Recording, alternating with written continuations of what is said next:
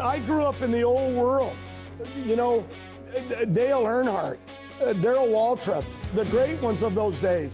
And now I go to the track. I was up in Vegas, and all these drivers come out, and they all look like Tom Cruise. They got perfect figures. Like, I'm a truck driver.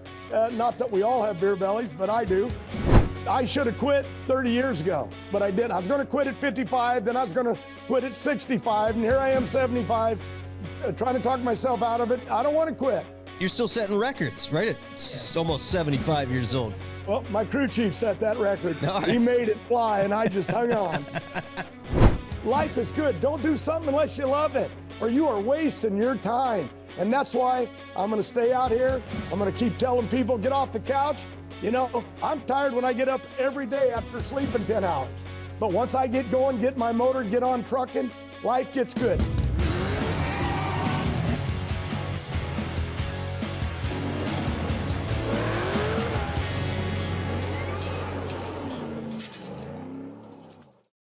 Welcome to Oil and Whiskey, an Ironclad original.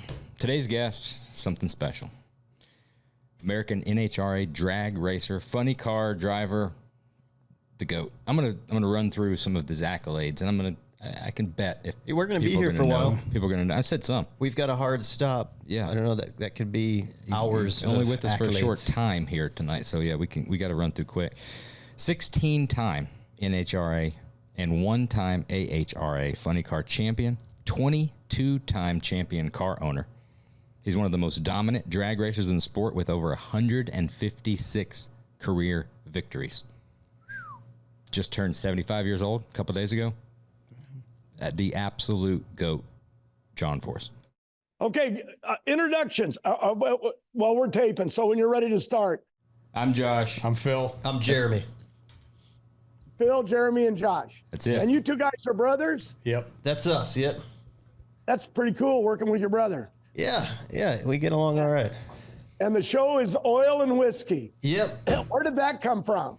I'm just curious. Well, Two things we enjoy. Yeah, we have a tendency of turning our hobbies into like our career. So we started building cars for a hobby and turned it into a career, and then figured, what the hell? The only other thing we do is drink whiskey. So put them together. Here we are. I got to tell you the truth. I hope it don't make anybody mad if it's one of your sponsors, but I've never, ever tasted whiskey. There's nothing wrong with that. There's nothing wrong with that. I was a beer drinker, a milk drinker, and Coca-Cola till I was 25 in Australia because they didn't have refrigeration. You had to drink something that you could drink hot, and I learned how to drink beer, and I drank the next 25, and then I crashed, and then I quit for a few years, and then after I got well, I went back to having wine, only in church. Just wine and church. Wine and church. Warm beer. I remember my first warm beer. It wasn't good. Snaked it out of my buddy's mom's closet. It was Warm beers. Never do that again. You can You're drink- more of a man than me. If you can drink warm beer, whiskey would go down easy. That last question before we start, that table looks like the Last Supper. How long is that table? I think it just looks longer in the video. It's only about 8 feet. Yeah, it's about 8 foot long. Oh, Jesus, it looks huge. It's old. Okay, let's go to work. We gave a great introduction at the beginning while we're waiting on you to come on. We ran through the accolades. I figured because had you for such a short time, we needed to get through all the accolades before you came on because it was going to take up half the damn interview to get through it. I know you just had a birthday a couple days ago. Congratulations. You look damn good for 75. We've been... I'm 175, Josh. Yeah, Even better. You've also stayed off the whiskey, so that's probably... I don't know about the warm beer, though. That just can't age you well. So I know you've done 100 of these. You've done all the interviews. You've done all the podcasts. Everybody knows your life story and all that kind of shit. So there's a question that's been weighing on me. I've been thinking about this all day long, and then we'll go from there wherever. I want to know, as long as you've been racing cars, funny cars, drag racing, drove fast shit, you've got the opportunity to do all kinds of stuff. But in the drag racing world, your teams, the sport itself, has gotten incrementally faster, but it's been over such a broad period of time. And you've been doing it for so long. I'm sure that your butt dyno is very tuned to every little thing that's going on in the car, from the clutch to the tire pressure to every little thing.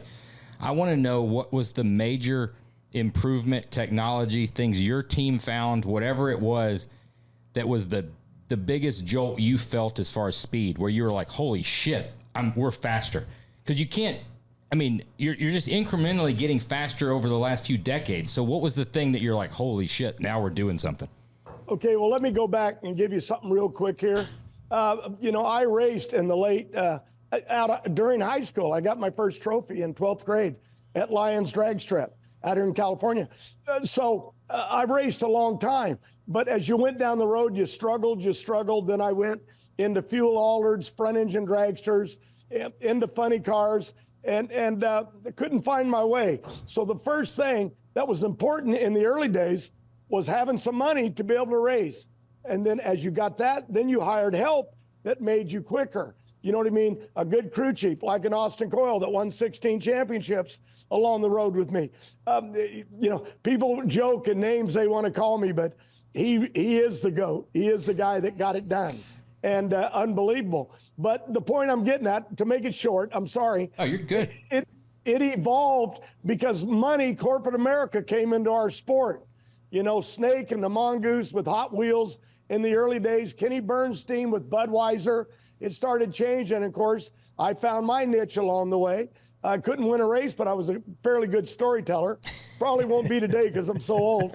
But the point is, the technology evolved, and then it took the people that knew how to develop new technology. And that's when it started getting quick. And boy, it changed. I mean, right now, we run 235, 238. My daughter Brittany, the Top Fuel Dragster, ran 238, 239 a week ago, and so have others. But along the road, the racetracks, we outgrew them. And, NHRA, the towns grew up around us. So they slowed us down. We went from the 1320, the quarter mile, to 1,000 foot. So it all changed. But along the way, it was the technology. We've always learned along the way how to build more power and more power, to adapt it to a clutch. Probably the biggest thing was the computer age. When it came along, that's why I tell kids today when I'm doing shows at schools, get an education, know the computer, know your phone, know that world that you live in, or out here, I'm a dinosaur when it comes to this. So what I'm saying is the technology evolved because money bought it. But it took intelligent people, and I ain't saying me, not even close, but the kind of people that are out there that built a faster hot rod. And it was the technology, the money from sponsors, and then along the road, creating the computer age took over in the car where it did stuff for you. You know what I'm saying? And that's my short version. I'm sorry. No, that's good, man. When you're up there doing north of 300 miles an hour in the driver's seat, when you make that pass, do you feel that you went fucking fast? Do you know that extra 10 miles an hour that you were ripping? Or two. Yeah, even on that run? Well, we joke about the old days. Kenny Bernstein, one of my heroes, a world champion in NHRA, talked about compared it like being in a space shuttle. I don't know if he was in a space shuttle, but that's what he compared it to. Being shot out of a cannon, like a circus clown. I mean, it's a G-force, but after you do it so many times and you're shoved back in that seat, and we're tight in those seats with the Simpson gear and belts and fire suits and helmets, and I've done it so many times, it's like it's not happening. It's just, when it doesn't go fast, then there's a problem. When it catches on fire, there's a real problem. But the point is, it just evolved. And a driver learns it. A new kid in a car. I had a kid that was testing in one of my funny cars in Vegas, and he drove Top Fuel just faster. And he got out and he said, "Oh my God, the rush! It's unbelievable how the G-force felt in the car his first time in a funny car." So it affects everybody different, but it's all the same in the beginning. But after you do it a million times, then it's a piece of cake. That's what I've always was interested too. Is like you said, you've done it so many times. Time has to start getting slower and slower as you're going, because you're not thinking about all the other things because you've done it so many times. So you're starting to pay attention to those little nuances of stuff. Can you tell at 100 foot that's going to be a good run? You got to watch. If a car leaves the start line and it shakes, you've got to pedal it to help it get down the racetrack because the tire is going to come loose. If the car carries the front end, you got to feather it to get the front end back down on the ground, or lift.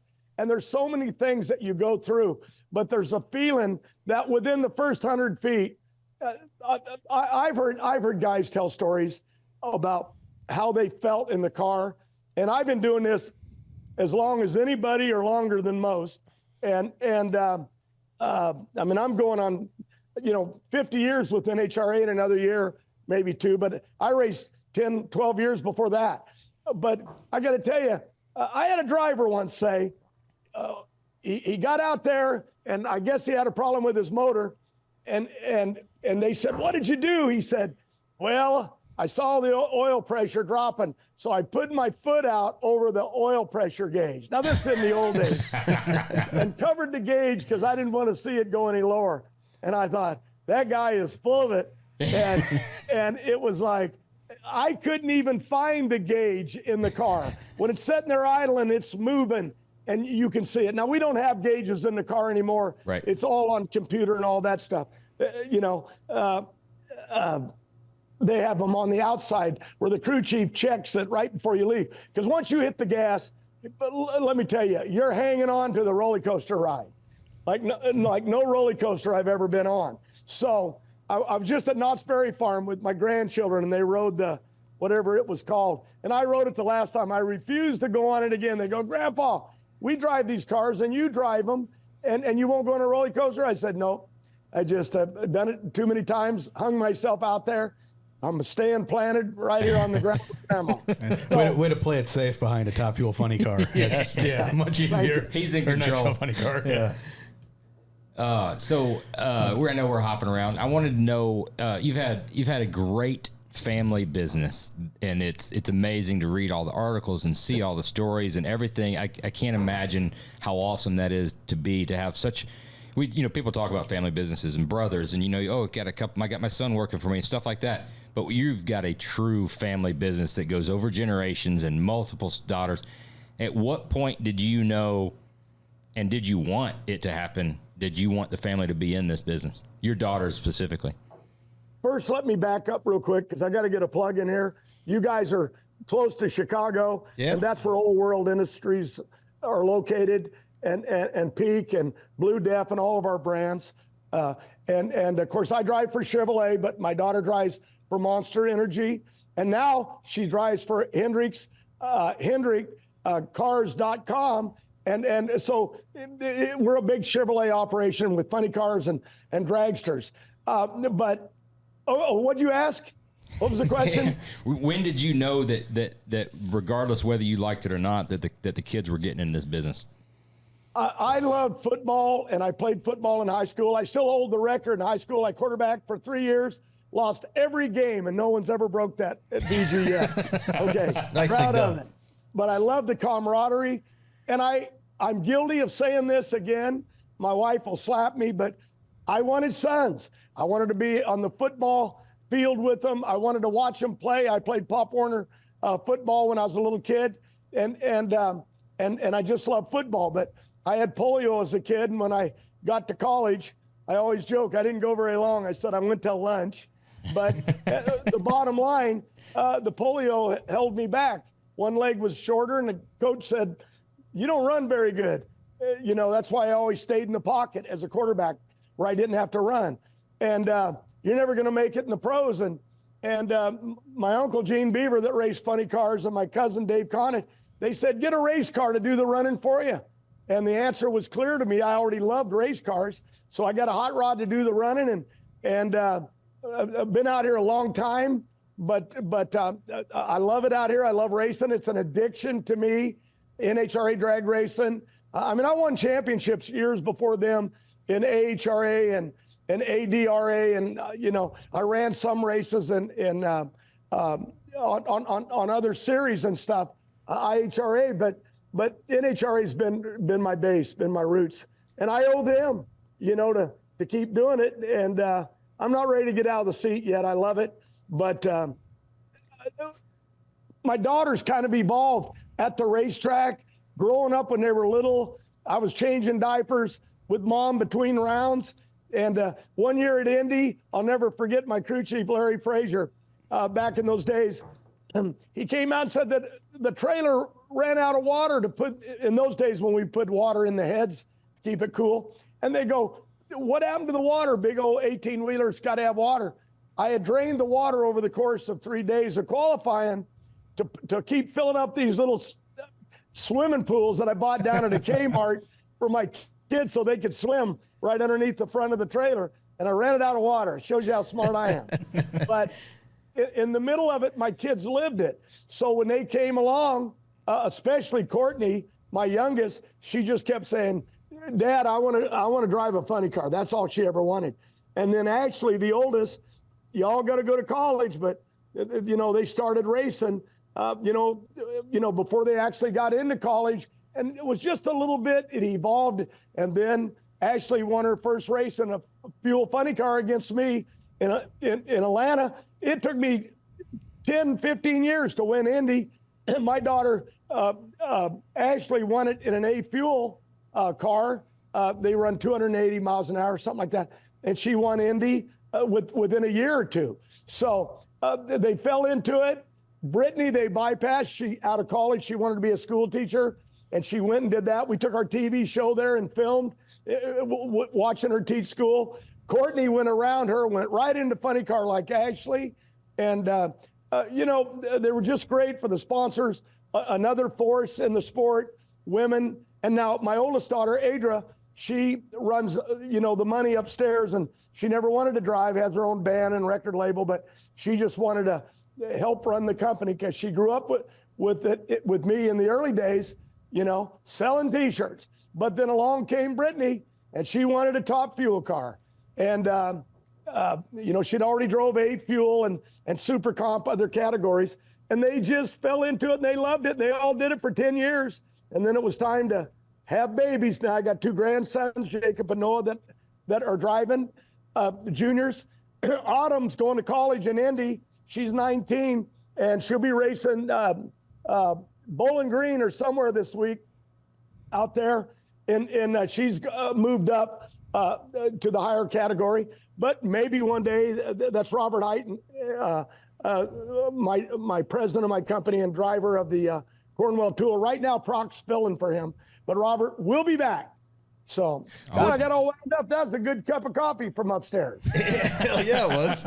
Sorry, I'm talking too much, guys. No, you're good. Brothers. You're brothers, good. Jump in here. I love brothers. I got a bunch of them. Yeah, we're a family business too, multi-generation. Believe it or not, where you're racing next weekend, that's sponsored by our previous family business. So Gerber Collision and Glass, that sponsors the Nationals at Joliet. We were the 4th generation. Yep. In that business. So I've never had a car there to be repaired, but I know the name. I've heard you. I appreciate you supporting and your mom and dad and family supporting NHRA drag racing. And it's people like families and groups that keep us together, keep us going. I don't know. Are you still in that business? No, not anymore. No, now it's just the hot rod business. So it's it's been a great well, you made success money story. in the early days. Now you're going to go broke. That's it. That's exactly it. We tell everybody, you want to lose a bunch of money, get in the hot rod business. That's the way to do it. But talking about, but you love it. You love absolutely, it. That's man. what it's all about. Doing what you love to do. Talking about family, what'd that feel like the first time that you got beat by your daughter? Because I just had this experience. My son's 13 years old. And we just passed the torch. He just kicked my ass on a dirt bike track last weekend. And to me, it's a bittersweet feeling. You're proud, but at the same time, you're kind of like... But hurt still. Yeah, you're a little hurt. You just lost that upper hand. Yeah, exactly. What'd that feel like? I like winning. And I run for the championships. And in the middle of it, I had Ashley. I drove for Castrol, and she drove for Castrol. We had 2 funny cars. And I had her in the final at Atlanta, but she had lane choice, and she put me over in the lane with the bump. And I mowed down through there and got on the bump, had to pedal it, got back in it. She won the race. Well, I'm so programmed about winning. I remember running to the window when my tow car came up. I went, Coyle, what? Couldn't get over that bump. The front end got airborne on me. And he goes, Forrest. And I said, no, we needed that win. And he said, Forrest, shut up. He said, your daughter just won her first ever NHRA race at Atlanta. Go over there and give her a hug. And boy, he shut my big mouth right up. It was like, you gotta But like you said, you were programmed instantly. I ran over to her and was hugging her, and everyone was very emotional. And anyway, it's when I beat her to the championship in Funny Car one year, took her out at Las Vegas, and I still on the couch at home. My wife ain't ever got over that. So you want your kids to win. So I've been very fortunate and watching them do it. I joke. The other day I went into a show with a company that's new in our sport called Skaggs, and just to say hello to Wilkerson and the drivers. And there was a bunch of families there with kids out on a patio. And they said, hey, your girls drove. I said, oh, yeah, everybody knew I wanted sons. But it was the lead up to a joke. But I got these girls that drove fuel funny cars and set records and everything. And oh, man, there was 5 moms there with their children that had girls. Boy, I got the looks you wouldn't believe with running my big mouth. So on the business side, kind of interested, how did you make that transition from just, driver, drag racer in the early days to starting a business and then growing that into the empire that it is now? I went to Australia in '74. I just got my license. In fact, I didn't have it to carry on me when I went to Australia. Couldn't race, blew up everything I did. The promoter that run the series down there, the Ample series, said, you're going to swim back to the States. My crew chief, Shooter Doug, big old guy, 6'5", choked me out because I told him, you can't make this thing run. But the guy was really good. We had no money, no parts. But at the last day, last run at Surfers Paradise, everybody was starting to get in those days into 2-speeds. And I had a powerful motor, but I had a high gear. And that weekend, I outran everybody. But I was the first guy to run over 200. I think it was, I can't remember if it was over 200 miles an hour or if it was the ET, the ET that I ran. One of those came first. But I blazed down through there, and it blew up in the lights, and it went out through a field. And I remember sitting there in the dark. I could see the moon, and the fire was coming down, and I knew I was okay. And I looked out, and I saw a big old eyeball, and a cow had walked up. And if I'd hit that cow, I wouldn't be here talking to you. And I said, what was that all about? And they said, we never had anybody ever go that fast or quick, and we opened the gate at the other end because we had noticed you were really running some speeds. And so we opened the gate, and the cows were way out there, but somehow they came back to where we were. And that is kind of how I got my start. You know what I'm saying? So when I came back from Australia, I bought a car from Joe Paisano, and not a car, a body, a Monza. I had a Vega down there, but I burned it to the ground. So when I came back with all the money I made, I bought a Monza. And of course, they love me now because, they still write books about me down there in Australia. I don't know why. But in the middle of it, it was like, this is what I'm going to do. First race, 64 funny cars at Orange County that I went to. Bill Donor was, I think it was Donor then running it.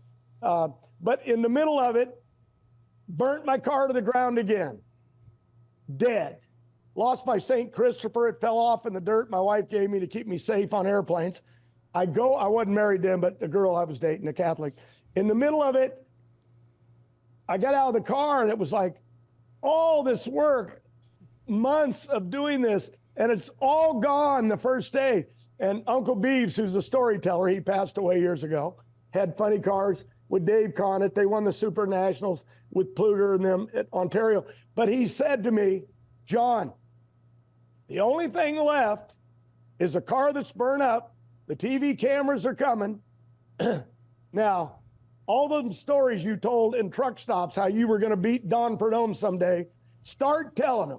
Because the only thing you got is a car that's ruined, and the only one that can save you are just a couple sponsors like Don Steve Chevrolet, some Wally Thor School of Trucking. I was a truck driver. He had me recruit truck drivers for him. In the middle of it, they said, that's all you got. Get out and tell that story. And boy, I never lie, but I embellish a little bit. And the stories rolled. And next thing, I was back in business a few weeks later. And it just went on. And that became my career. If you can't beat them, give a good story, tell the truth, embellish it a little bit, make it fun. But at the end, I never lie, okay? But at the end, it took me down this road, you know, the next 60 years of loving what I do.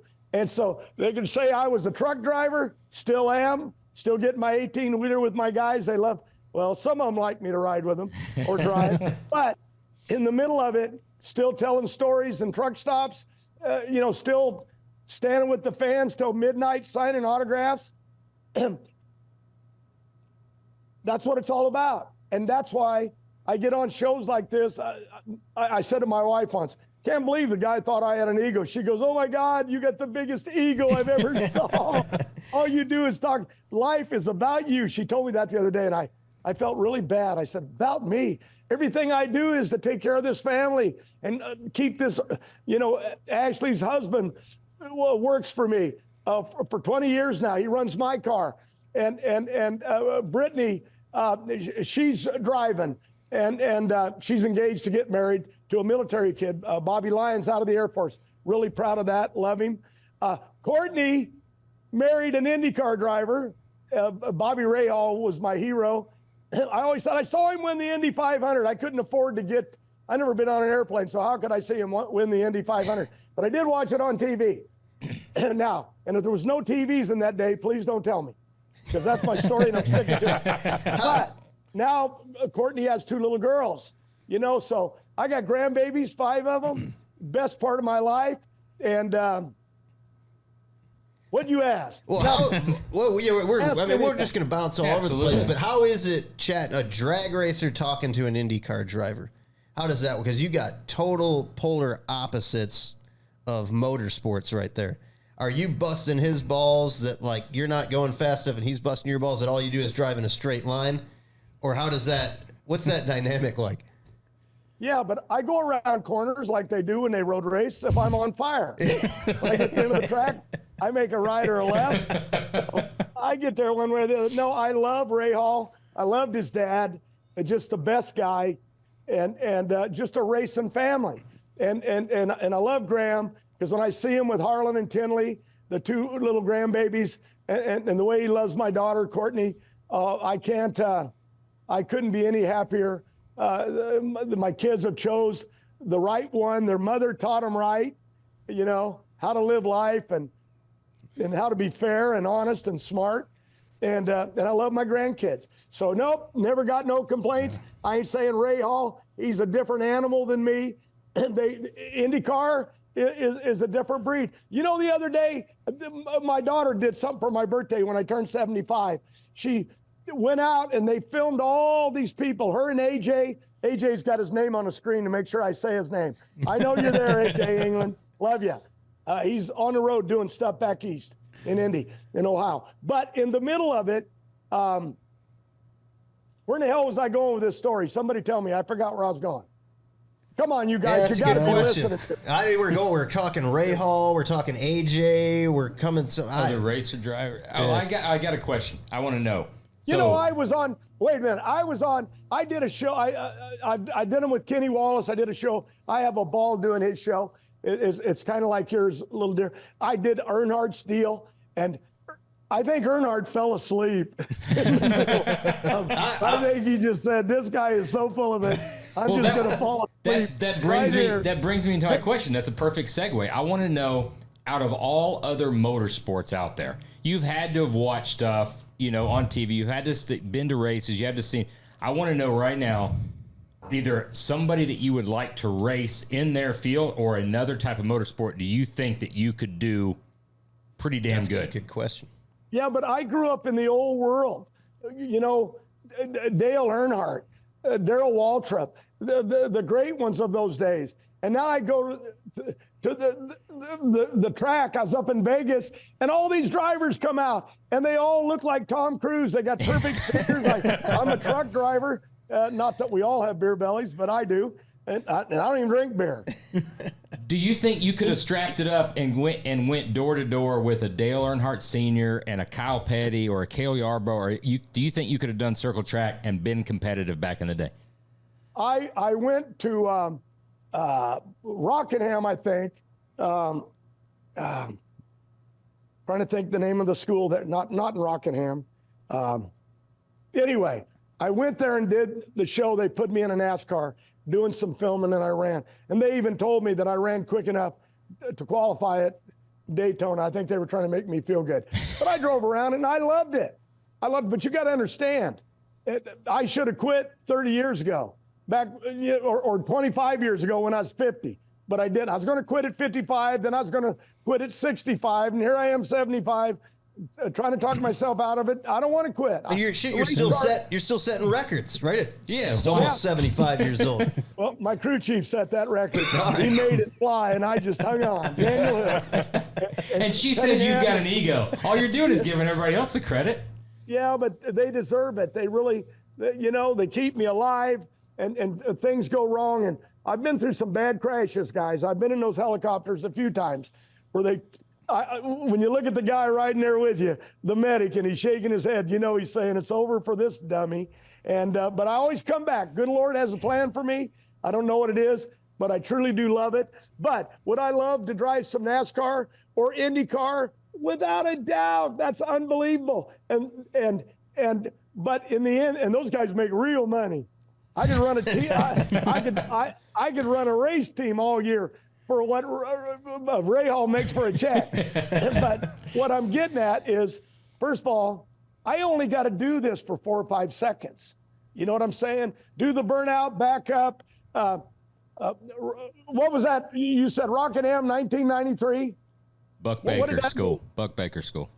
Oh, it was Rockingham. Yeah. Oh, okay. But another story. But if I had to stay out there, I can do this in 4 or 5 seconds. That's like, I don't think. Yeah. I last that long in sex. I knew where you was going with it. I'm going to get in trouble now. But what I'm saying is, you won't get in trouble with us. I don't know about your sponsors, but. Yeah, if I had to drive around out there, I didn't say anything dirty. Yeah. If I had to drive around out there for 3 hours, man, I don't know if I could stay awake that long. You know what I mean? If I get tired at the race, I go on the trailer and I take a break.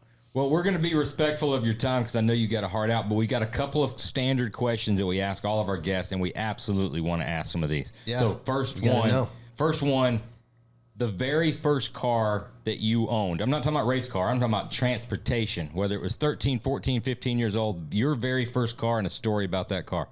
And I know you got to roll, so we got to roll through these. 54 Chevy. It had tuck and roll from Tijuana. It had a 6-cylinder automatic, but I put American mags on the front of it. I put big old Goodyear slicks on the back of it and drove it through Harvey's broiler in Downey, and it had the headers open on a 6-cylinder. And one day a guy said, "Let's look under the hood," and he lifted the hood, and they all laughed at me. Like, this guy's a joke. He comes in here with this race car, and it wouldn't go fast enough to get out of its way. But Chevrolet's where I started. Then I had 55 Chevys with Cadillac motors. I was always a GM guy.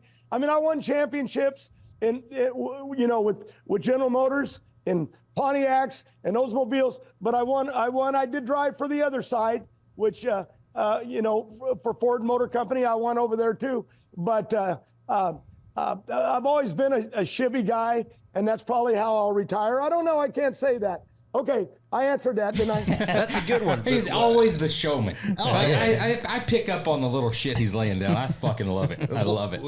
Before we get into the next question, though, while we're talking about cars, I'm curious, what was the vehicle you saw? Was it like a Don Gartlett Swamp Rat? Was it Don Prudhomme? What was the car that inspired you to be like, I want to go fast. I want to do that. That is badass. In the early days in racing, there was Top Fuel dragsters, and I was out at the track at Lyons and Irwindale in Orange County. But I was always a funny car guy, even though my relatives raced dragsters. Don Gartlett's my hero still. Shirley Muldowney, my hero. The woman that just took it to the next level, and fought them in.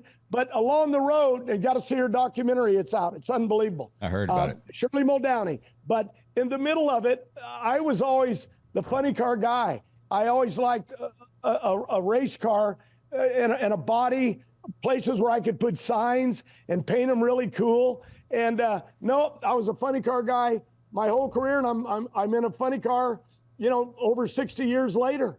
So, I mean, I started in '74 but I actually had funny cars before that, probably in 70, maybe 69, out of high school in 67.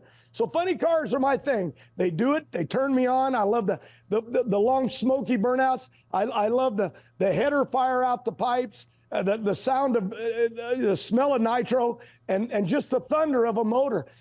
We are P.T. Barnum on wheels at 330 miles an hour in 1,000 foot. Absolutely. You know what I mean? Traveling Greatest show on carnies. earth. Can't beat that. So Austin Coyle was your right-hand man for a long time. Was it the Chi-Town Hustler? Did that light your fire at all? Like, because that was what? Oh boy. Late 60s, early 70s? Barconis, Coyle, and Minnick out of Chicago. I remember being out here in California and reading headlines, they put the moon out. It's like, oh my God, with burnouts. And Coyle teamed up with Bernie Federle years down the road, but we were together over 30-something years. And one day he just left here and said, I've had enough. I've made enough money. And you can't leave me. This is what we do. He goes, no, you've said it on TV. You're going to die in the driver's seat. No, let's get that clear. I don't want to get hurt. I don't want to die in the driver's seat, but I don't want to be on a rocking chair. So if you're out there, Grandpa, Grandma, get out of that rocking chair. Get up and find life. Fire that old energy up. Drink some Monster Energy. That'll get you cackling. All right, take it How's away. that for a plug? That's a good one. I love that. You could be the best spokesperson for Monster Energy in the history of spokespeople. Dude, I've learned That's so just- much. Hey, reason he likes funny cars because he's talking about putting signs on it. What he means is putting sponsors. That's exactly what he meant. More real estate. More real estate for sponsors. Oh man, I love everything about this. Your favorite car movie and why? You're going to think I'm bringing it up. We just signed Hendrix. Of course, we got Auto Club and Cornwell Tools, off-road campers, so many companies that support us. But we just signed Hendrix. And I got General Motors' blessing because, for HendrickCars.com. But he's just a great individual. And they just won last week in one of the big races in NASCAR. But Closest finish in NASCAR history, actually. I'm a big Kyle Larson fan. We do a lot with Hendrix, as a matter of fact. We build chassis and stuff for them. We buy a lot of parts from them. So we've got a relationship with Hendrix. So you can say Days of Thunder if you want to, because I know that's where you're going. That's where I'm going. And I took a hat to Charlotte to the 4-wide, a red hat, and it was given to me. I did a car. I watched Days of Thunder, that movie. Of course, I love Tom Cruise to this day. But they've already written the script for my movie, and my attorney wants Gary Busey to play me. I said, have you seen? And I love Gary Busey, but he's a little bit different. Yeah, Gary Busey 10 years ago, maybe. Yeah, Gary Busey today is a little different. Yeah. He's starting to look like me. But I went down to Hendrix and went to his museum and did the tour and everything. I got a museum in Indy in California.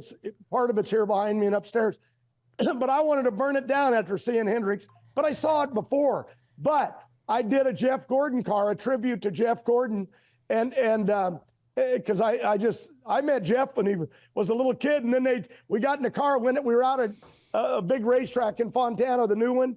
And that's 20-something years ago. And everyone's going with Fred Wagonall to go to In-N-Out Burger. Everybody wanted In-N-Out.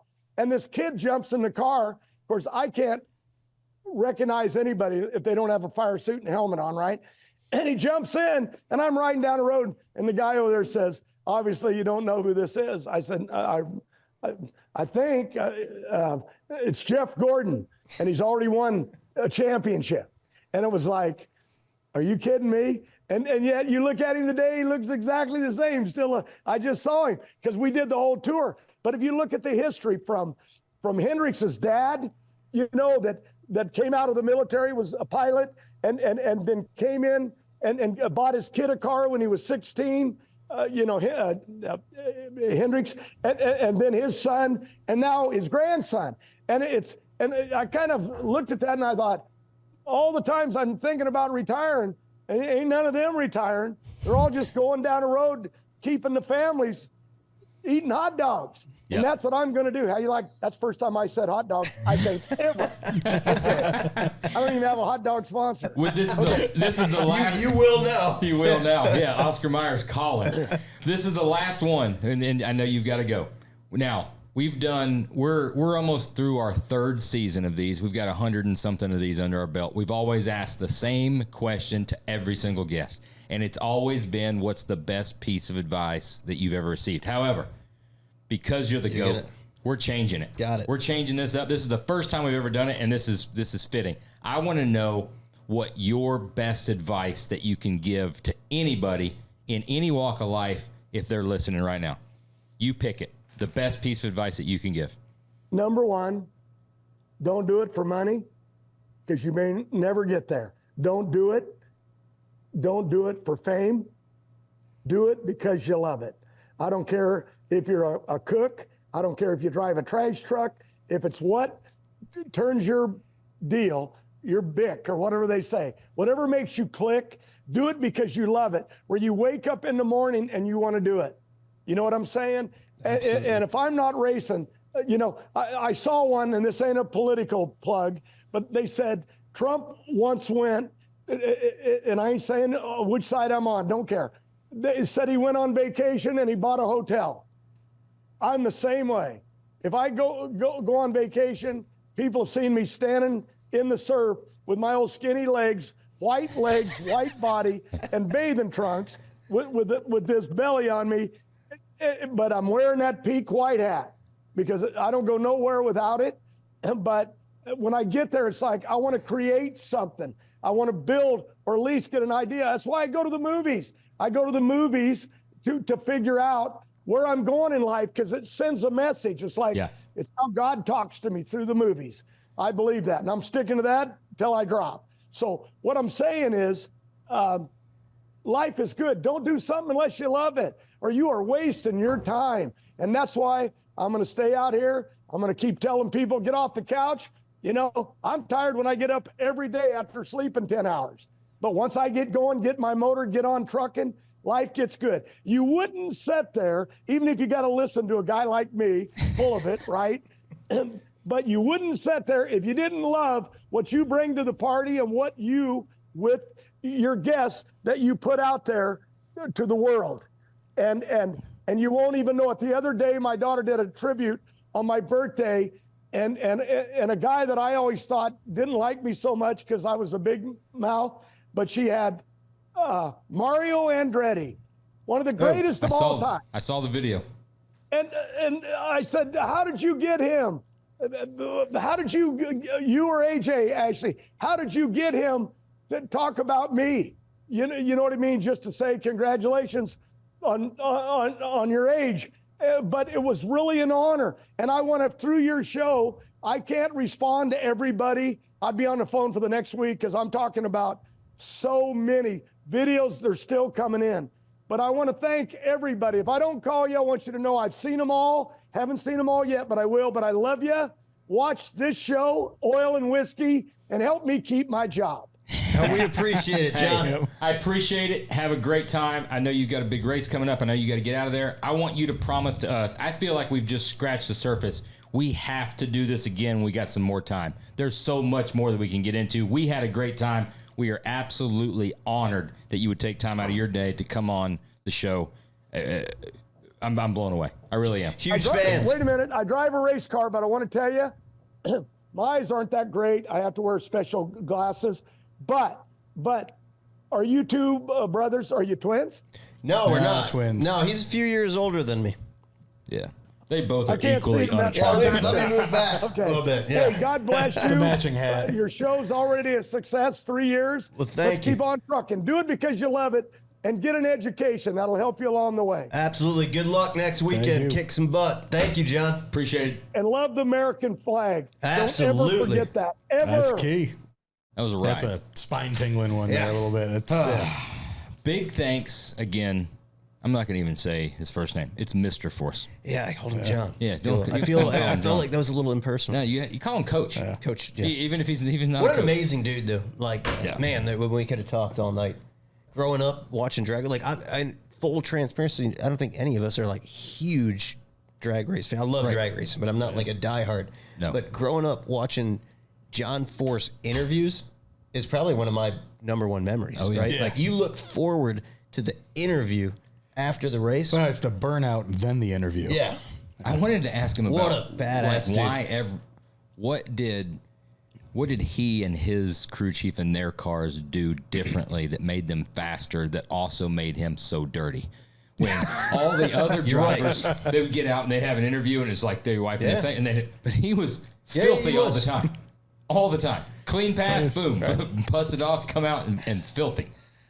If you're not already, you can follow John Force Racing at JFR_racing on the Instagram. Honestly, holy shit. That was. It shows you so much it's not in what he said. It's how he said the things and like reading between the lines and everything that he said. You start picking up on stuff. You're like, I got you. Yeah, it's the whole thought process and just how he attacks everything. Yeah. And I know he's probably told that story before. I haven't heard it, but the pivotal moment, I wish we had some more time to go into that. The pivotal moment of I've lost it all. It's burned down. This worked this hard. And he's like, put on a show. You know, the advice he got was put on a show about your sponsors. yeah, that'd be reaching pretty damn deep to pull that out of me. I think And then you see, like we just talked about, the greatest part of the drag racing for us was like those interviews, those post-race interviews. He never stopped. He never stopped putting on a show. How many sponsors did he mention in this episode? He's 75 years old, been doing it for how many years? And he will not give his sponsors an ROI. Yeah, he's the spokesperson for spokespeople, I think is kind of how it should be written. That's the best way to put it. Nobody does it better. I mean, it works it in constantly, and it's natural, and it's him. It's who he is. It's bringing all the guys along that got him there and getting them there. Of all the people we interviewed, that'd be the one where I'd like want to tell Dad, like, we just interviewed John Force. Like, Oh, you're right. that's fucking cool. Yeah. Like, yeah. Well, it's interesting. Like, there's a crazy connection there, which like, I don't know. There's a lot to unpack. So, Austin Coyle, right? And I'm just going to go into like the feel good stuff here. Austin Coyle, he's legendary, right? It's his crew chief. My dad's best friend, Jimmy Greekus. Yep. I talked to him today. I called him. Did you? Yeah. Old about this. Thunderbelly. Yeah. Old dude. Now he's in his 80s. He was like best buddies. Still talks to him to this day, Austin Coyle. He worked together with him on the Chi-Town Hustler. Okay. And the story goes, and I don't know if this is 100% true, but Hey, he said embellish a little bit along the way. yeah, you can embellish a little bit. And I tried to fact check a little bit, but in like the mid 90s, me and my dad, we built that Camaro, 69 Camaro, and then we took it from a 350 to a 450, 496, right? And for my birthday, he bought me this old ass crusty 454 big block. And the story is Careful that now. You're fixing to try to put some promenades on something. no, I am for real. The story is that it came out of a John Force hauler. What? Yeah, because and you put the pieces together, right? Truck block, 4-bolt main. Truck block, 4-bolt main came from. You didn't bring that up? It's Not verified enough? Yes, not verified enough. It's You don't- verified you from. don't wanna get shut down by Mr. Force. Exactly. My dad's not with us anymore, unfortunately. That's but the story his that buddy is- says, yeah, 100%. I remember that. Tom, Jimmy Greekus, kind of spotty about it, but he's also 81 years old. Right. But his best buddy is Austin Coyle. So all that stuff's really cool. I guess it's just Holy kind of shit. cool. And then at the end of the day, it's Gerber Collision and Glass that's sponsoring the Nationals next week at Down in Joliet, where he's racing. So it just all feels close to home. You know, it's just cool. So when you talk about how Dad would think that's fucking badass, Are we going to go down there? Check out the race? I'd like to. Yeah, Yeah, I I'd like probably to- should. I think we should. You can get like fucking tickets or something? Why don't you ask, dude? Be like, yo, Look at us. I'll send an email after. You can't fucking get some from Gerber? yeah, probably. I'm sure Might they know got a a guy. skybox or I something. mean, we also Like, could just buy tickets and go. Yeah, I looked them up. They're between 40 and $70. So I think. Oh, shit. Can Yeah. you get some free tickets? But no, I definitely want to check that out. That's an experience like none other. The Vegas one? We went to? Well, Fuck. that was another. Did you miss out on that? Or you weren't with us. You when were we there. went- Were you there when we went with Jesse? Yeah. Yeah. I was there. I remember. But remember we saw No, fucking John Force was we standing there. missed out on you going down. You had to go to the starting Yes, line. that's right. Yeah. Right. We were at the race. Gotcha, and I left you guys behind. Yeah. Do you think this is a long play for him to No, tout a little bit? this is not. This is just a Oh, genuine. yeah, down at the starting line. Yeah, me and Jesse and Alexa. Yeah, oh yeah, we're just fucking. Yeah, we're pounding shooting out. the shit, Yeah, like whatever, fucking doing whatever. killing Patron. No, but that was the most surreal experience because I'm standing there like walking through and he's like hustling and we're on the back of the golf cart and then we're not on the golf cart. Then we're standing there and then John Force is getting out of his fucking car, pulling his helmet up. And it's like, dude, I've seen this on TV forever. Now you're there. It was crazy. Like no disrespect to Jesse James. He's fucking badass. It was cool. Right. Like, but the fact that I'm with Jesse James and Alexis DeJora and here we are on the back of their golf cart, but then all of a sudden it's like, Whoa. Fuck, Jesse. fuck. Stop talking. Jesse, dude, that's fucking John Force. That's John Force over there. It's dude. Mr. Force to you. Yeah. That was one- cool. That's definitely you hit it. That's a spine tingling one. That was awesome that we got to do that, and I hope we get to do it again in a longer format. 'Cause there's so much. I really got nervous, and I knew we had a short window, and I'm so thankful that we were able to do it. You know, but there was like, you remember that time? That's cool. It's awesome. And man, And then you said, and then you were like, you're like, I "This is really cool." wanted to get through so much, but I was so interested in so many things. I like the change on the best piece of advice you would give. That's I had to, man. You had to with that. I mean, He's an interesting guy, man. he's I'll be got the honest with you. experience where it doesn't matter what someone told him; it's what he's exactly. gonna spit out the other way. I usually I think we're all the same way. Like for those people listening, we don't really prepare for this. We do what we do. Oh, we do. We prepare so We much. come Josh up. prepares, that's why he's Most of these talking so guys we much. know. Most of these guys we've got some background. And we come up and we just roll with it. But Yeah. John, this was an important one. I watched the Dale Jr. podcast. Did you? Yeah, and listened to a few things and watched his I love shop the Dale tour. Jr. But dude, podcast. I mean, we didn't get into any. We scratched the surface because if you watch his shop tour, it is fucking mind blowing. He's got some shit. Mind blowing. I mean, it's hundreds of thousands of square feet in Indiana, and they just kept. He's telling the story about just expanding on building upon building upon building upon building, and you walk through it, it's nuts. I mean, nuts. It's great. They have machines that test the torsional rigidity of the chassis of the cars, and then you walk into the chassis shop, and it's sanitary. I mean, it's Formula One esque. Wow. It's fucking beautiful. Imagine building something that big and having to be that dead on perfect with everything in its trial every weekend on what you did and how well it's going to hold up. And Right. And you walk into the blows up and you hit a cow. You walk into you walk into the clutch room. The clutch room looks like it's like the archives, right? Because the clutch is this round disc, and it's. Yeah. I mean, There's tanks for the listeners. because you showed it being around. I'm trying to explain the visual. Right? It's I'm like getting with you. It's like old movie archives. yes, that's what. Gotcha. Sorry, I just forgot to say movie archives. Gotcha. Archives, but it's just nuts, man. It's nuts, and he's talking about like it's funny he compares it because he grew up in a trailer park, right?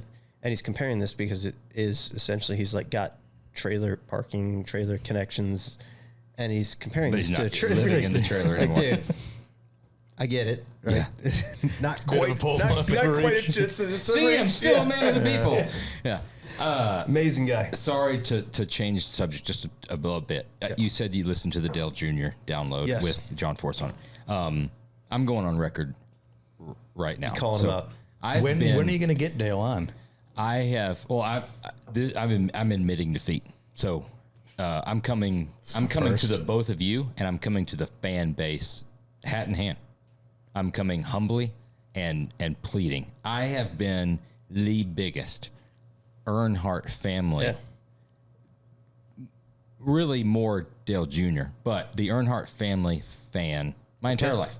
And I thought you were. What was it? With Bobby Allison or who's the? Davey Allison, Davey right? But he Allison. was short-lived. Davey was short-lived. Davey was because it was local, you know. But Davey died at a young age.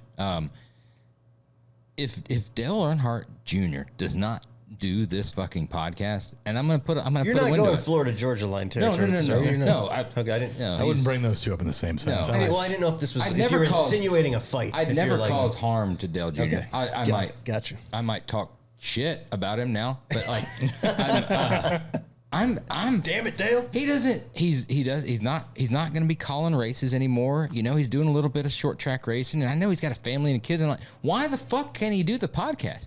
Like, he's into hot rods. He's had some stuff built. There's got to be somebody out there. If Iron, it's been in Ironclad's hands for a while now, right? And honestly, either they're dropping the ball or they're not presenting the message correctly or something. I think I know what it is. I'm asking you guys or anybody out there in oil and whiskey land. That's what I want for my birthday this year. Okay. I want Dale Jr. I think I know the problem though. He doesn't want to do it. No, I think it's the problem is you're Josh Henning and we're Phil and Jeremy Gerber and he's Dale Earnhardt Jr. No, I know, but I want him to do it. That doesn't matter. I think Hey, you're you missing think- the connection You there. think You think John Force is busy, man? Yeah. Yeah, very We've busy. got some clout now. I think we've got some clout. You think Paul Tuttle has better things to do? Probably. You think Jesse James pretty busy, man? He did it twice. Yeah. How about this? There's a guy named Joseph Rogan. You think he had some things going on? Okay. Good point. Troy Gudgel Yeah. from BBT. Well, there you go. I mean, the list goes on. Listen, I didn't get it. I wasn't picking up what you were putting down until you dropped Troy Gudgel. Yeah. Now you see. We love you, Troy. We had fucking with fucking you. Henry from Steadfast on a couple weeks ago. You don't think he's busy? He's Henry fucking rocked, dude. Henry was a good one. Henry made us all seem like worse people. Yeah. Henry, but I didn't watch Henry's that because I didn't want to feel bad again. Henry's long been a good fucking dude. I know, but he's been everybody, a solid like everybody's guy. seeing it in relation. You never know how blue a car is until you put it next to a not blue car, right? Right. You don't ever notice the vividness. That's now teal. Yeah. You're like, oh fuck, that's a shitty color. I always thought that color was okay. Do you think that I was? thought those guys were pretty good until I saw them next to Henry. Now I realize they're bad Do you people. think that's people's takeaway from that podcast? So I just felt they enjoyed Henry's story No, I think that people have, for the most because part, that makes me feel bad if that's. for the most that was the part over takeaway. the last 3 years, people have always kind of been like, they kind of joke around, but I don't think they're like really that good at people. When Henry was on here, that kind of confirmed. They're like, oh, so these guys aren't that good I think at guys. if you back to back Henry and Bo Bachman, Yeah, those Bo's are two very just good dudes. right. You dudes. should honestly start being better. I'm trying. I really am. Really? Yeah. I've been nice. Give me an affirmation. I've been a little bit nicer to you, right? I haven't torn into you this entire podcast or the last podcast. Would you like to two. go into what you said prior to probably one of our biggest podcasts, 5 minutes before we go on air, right? What was that? That was before we were on air, dude. I said something about I like to do something. I said we need to look at this so I don't like to look stupid. Was my comment. I don't like to look stupid. And he said, then what is your problem the rest of the time? Are you aware? Are you trying to change that you have been looking stupid? I was all just the time? putting out statistics, right? I said, is it all the time? And you said No, and that was take that as a compliment because I said it wasn't. You said no, but if somebody were to bet on it, they would generally win and come out positive that you would look stupid. Yeah, those are just facts. Those are just facts. You're trying so hard. I mean, hey, He's classing up the presentation a little bit. It's not as on the nose. There you go. So it's a step in the Okay, right there you go. direction. So you haven't gotten- look at the way he took that and spun it. Yeah. you've gotten nicer at being mean. You haven't Yes. gotten nicer yet. Yes. Well, no, he said he's trying to be a better person. He's being better at being mean. Okay. I think we figured it out. I think we figured it out, you guys. I can accept that. Wouldn't you say, though, at the end of the day, that it makes you a better person? It makes all of us a better person, right?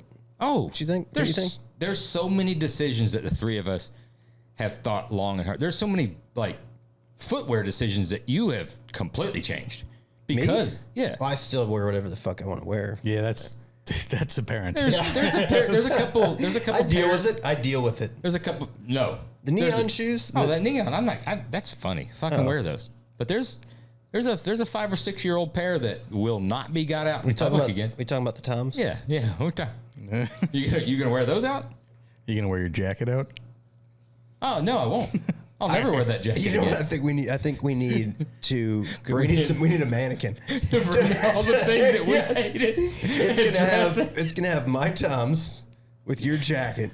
Okay. What if we shamed you out of wearing? Has there been anything? I don't think so. Nah, I'll just throw an Eminem CD in there. Yeah, maybe a hoodie. We'll put a hoodie under, like an Eminem hoodie, kind of styled hoodie under the jacket. Basketball shorts. Not that Phil wears them, but we think that that's what It's Phil just wears on the it's weekend. I've got too many alter egos. I don't even like. I think it's just Eminem on an old school boombox, and you lower the basketball goal down to like 6 feet and dunks. Just fucking slide. Cam, watch this. Windmill. Between the legs. You see he was Adam Sandler every weekend. I'd take that. It'd be cooler. That was awesome. Yeah, We've got a whiskey review. We do. We've got a new one. This one. Did we get into the last episode? Last episode we crushed what All the 3-4 whiskey. bottles of. We talked about it briefly, but you want to talk about it Probably again? don't remember. Well, I don't it. know if we. Yeah, I literally don't remember. Did we get into? I know for sure Zach did not review them. Zach couldn't review them. Yeah. Zach couldn't review being here. But we did kill. We talked about it. We showed some pictures and stuff. We killed three full bottles of American metal whiskey. Yeah. Yeah. So we're fans. We're fans. We're gonna have. We are big fans. We'll be toting it around. Good guy shows. Yeah, checking IDs. Absolutely. What first? Columbus probably will be. Yeah, Columbus. Yeah, Des Moines, Columbus. Des Moines. Might send Columbus. some to Des Moines. Swing by the booth. Not a lot. It'll be Brian and Phil in charge of that, so we'll just send a little. Yeah. Swing by the booth. Yeah. But we need to get back on track with the whiskey reviews, and here we are. We've got a submission, right? Yeah, so Ironclad reached out and said, hey, the guys from Four Branches would like to send you a bottle of whiskey. Would you like to try it? I said, absolutely. I am not familiar with Four Branches, but we would love to try it. So Four Branches Bourbon. It's the only spirits company founded by veterans from all four branches of the military. That's the Army, the Navy, the Marines, and the Air Force. We like I that. assume they couldn't find anybody badass enough from the Coast Guard to join in. Is So there it's anybody the four. that badass in the Coast Guard? Careful. Yeah. When you're out in a boat, you might need it. Yeah, careful. Yes. Coast you're Guard. right. Coast Guards are badass. I'm with you. Yeah. They just didn't there's know a it. They just didn't know anybody. It's a question. Yeah. So this came in a couple weeks ago. We were waiting for the right episode. I started doing a little bit of digging before this one, and I was super intrigued because, so it's a Bardstown product. It's an MGP, Kentucky and Indiana product, but their mash bill, right? They put their mash bill right here on this card. So it's a Send 4 one of grain. those down here. There you go. So it's a 4 grain, right? So it's 4 grain mash bill that's 65% corn, 15% rye, 10% malted barley, and 10% wheat. So very intriguing. It's a very specific mash bill. You cannot find that mash bill in anything else. You can't even find that mash bill on MGP's ingredients. You can't find it on anything from Bardstown Contract Distilling. You can't find it. So reading further into their website, they basically developed this mash bill for them as a blend of 3 different mash bills and bourbons, 4-year and 7-year, a mix between 4-year and 7-year. I think it's fucking great. Very interested to see where the rye heavy over the wheat, but adding the wheat in for that fourth grain. That age statement, well, not age statement, but the blend of the years. It could have gone 100 different ways because all the stuff. I really, really liked it. That's great. It's a tradition, like we talked about, and they mention it here. They give you that Kentucky kiss, right? I haven't heard that before, but That's a I like that. that's kind of that's that thing in bourbon. They talk about the Kentucky Kiss. That this is a traditional. This is not a bad way. I'm not trying to. This is a very traditional bourbon taste. Like when you think bourbon, this is. I'm with you. There's no funkiness. Yes, I'm with you 100%. Not bad. We had to dip into this.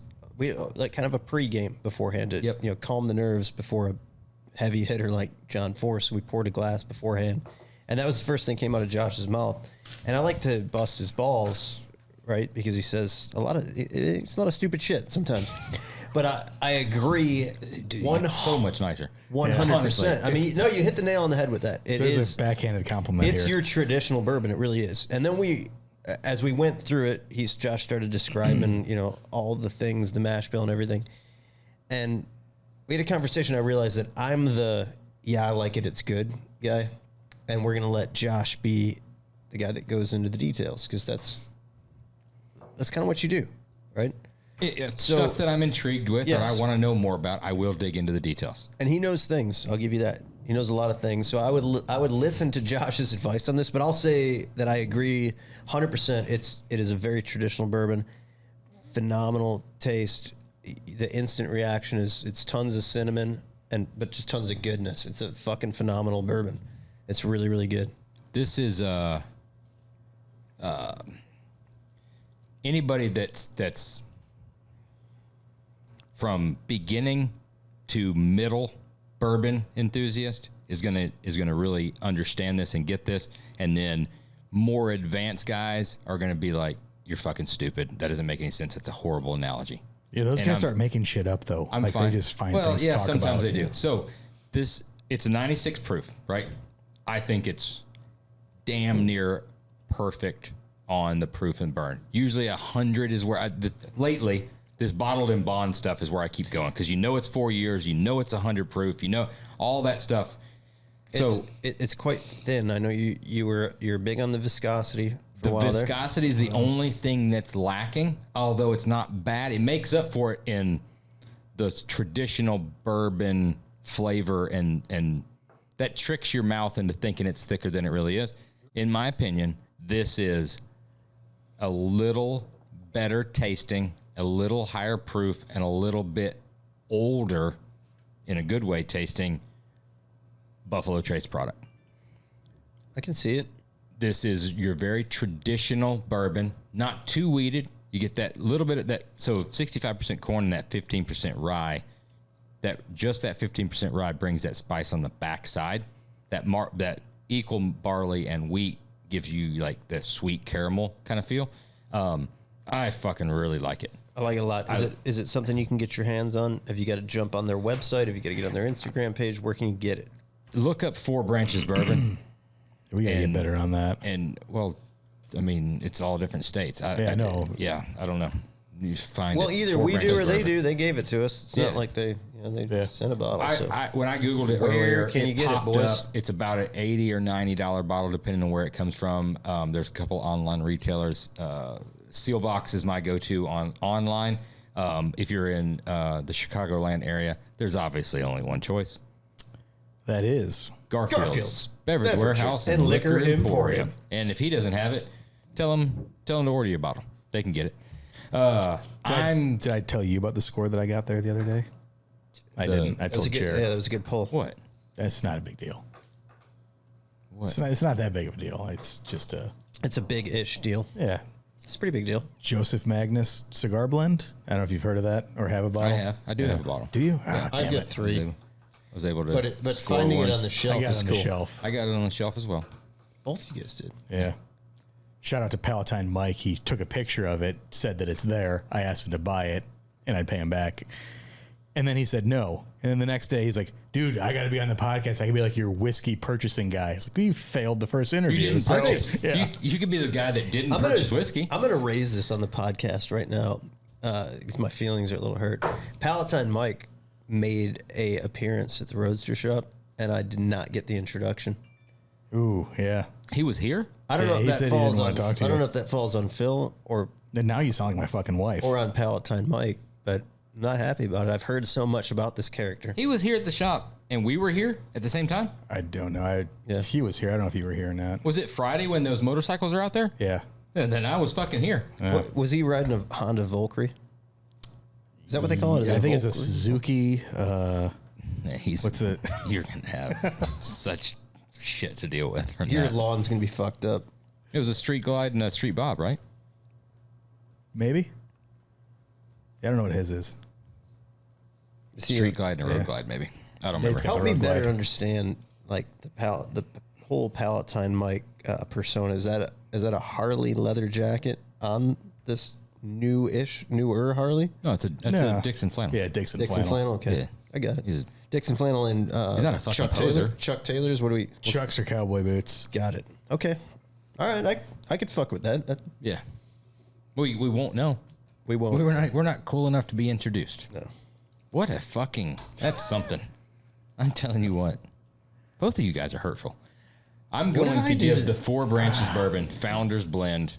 I'm going to give this a pretty high rating, and which is surprising. I know it's it's an MGP product. Yep. I can't tell you that it's an MGP sourced product because this mash bill doesn't exist. So it possibly could be contract distilling, which means they went to MGP Bardstown and said, this is our mash bill. We want you to distill it. Or they could have selected several different ones and done a blend. It's a little vague. I think it's a blend. It doesn't matter.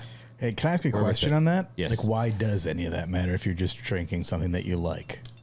Well, It's turned into a thing where it's like, oh, Because- it's sourced, it's this, it's that. It's probably just like, because it's a something to talk about. Well, yeah, it's No. a whiskey podcast. Yeah. If it wasn't, then you're right. Not saying you, but like you hear it in general. the reason and- it matters is because if you care, you don't have to care. You can just drink whatever you like. If you care, you can start digging into it. You can start realizing that there's 5 or 6 different brands that you feel differently about as you taste them. That's the same same fucking stuff. shit.